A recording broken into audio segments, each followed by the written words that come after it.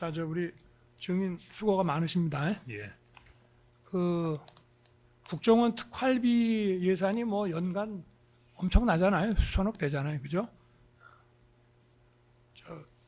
분기별로 국무회의에서 이제 심의를 마치고 나면 대통령이 이제 도장 찍어가지고 넘겨주는 건데, 이 특활비 예산을 원래 짜놓은 곳으로 배정을 안 하고, 예를 들어서 방첩사에 좀 더 지원해야 되겠다라고 할 때 네. 그냥 돈 빼서 막바로 줄 수 있습니까?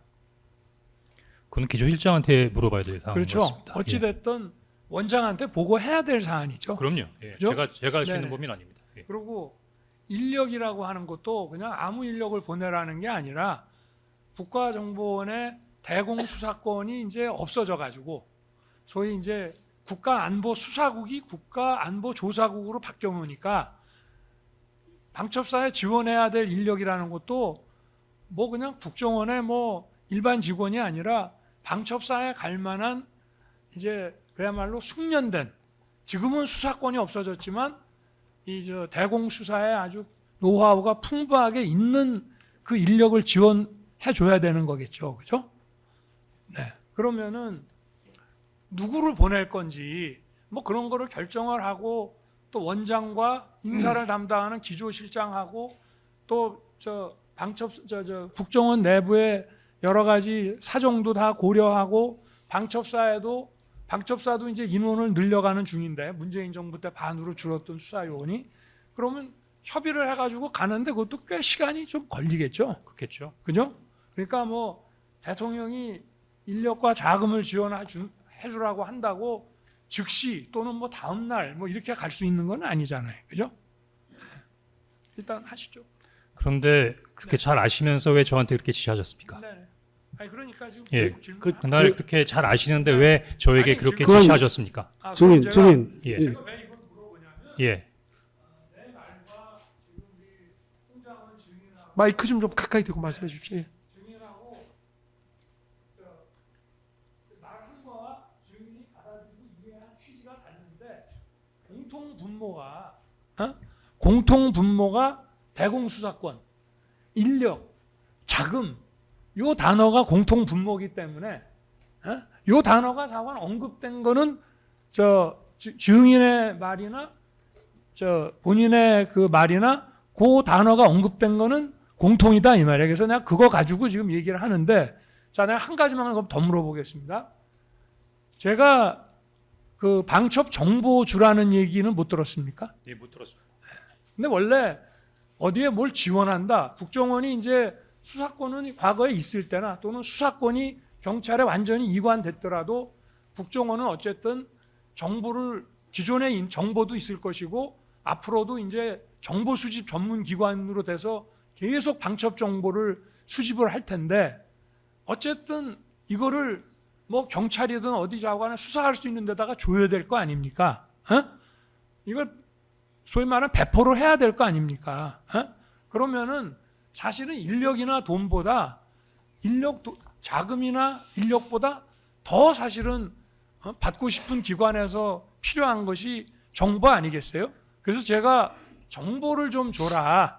그리고 이제 방첩사라는 데는 사실은 저게 쭉 따라 올라가면 과거에 육군 방첩대, 국군 보안사령부, 국군 기무사령부, 그 다음에 안보지원사 하다가 방첩사가 된 거란 말이에요. 그러니까 경찰보다는 방첩사가 소위 말하는 간첩 수사의 어떤 그 노하우라든가 DNA가 더 있다. 그러니 경찰보다 방첩사가 간첩 수사는 더 잘하니 경찰에만 이거를 줄라 하지 말고 방첩사에도 정보를 좀 줘라. 그런 얘기 저한테 못 들으셨습니까?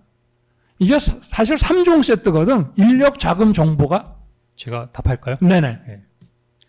지금 쭉 얘기를 들어오면 네. 그 시간 정도에는 즈음에 당시 대통령께서 경호처장, 국방장관, 수방사령관, 방첩사령관, 특전사령관, 기타 많은 분들과 통화하셨지 않습니까?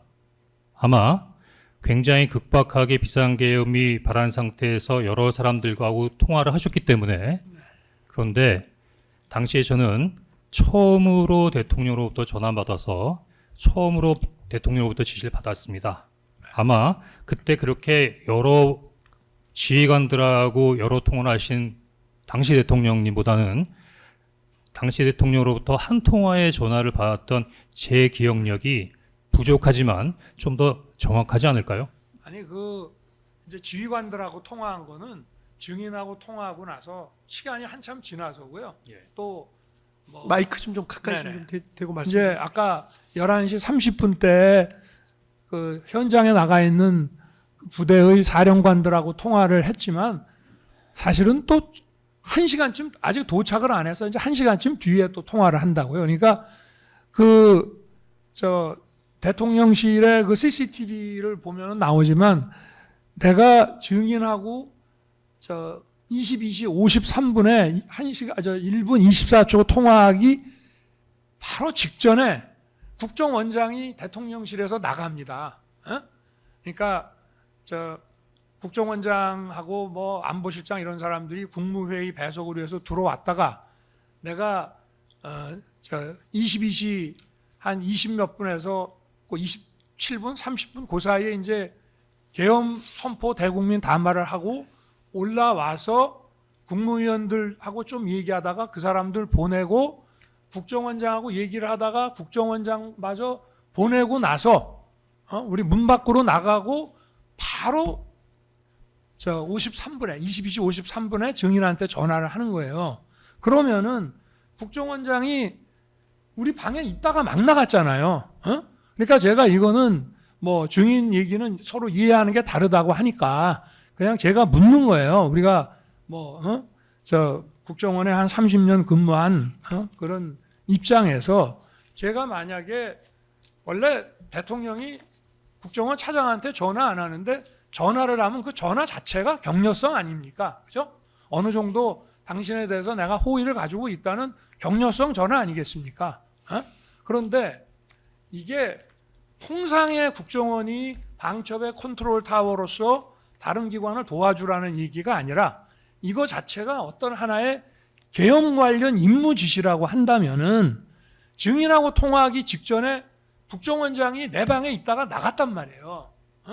그러면 원장한테 내가 그 얘기를 하지 않았겠을까요?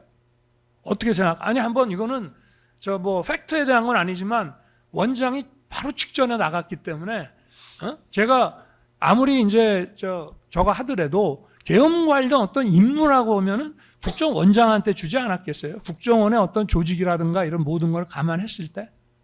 그러면 저한테 전화하시기 전에 만났던 국정원장에게 네네. 저하고 똑같은 임무 지시를 하신 겁니까? 자, 질문하십시오. 예.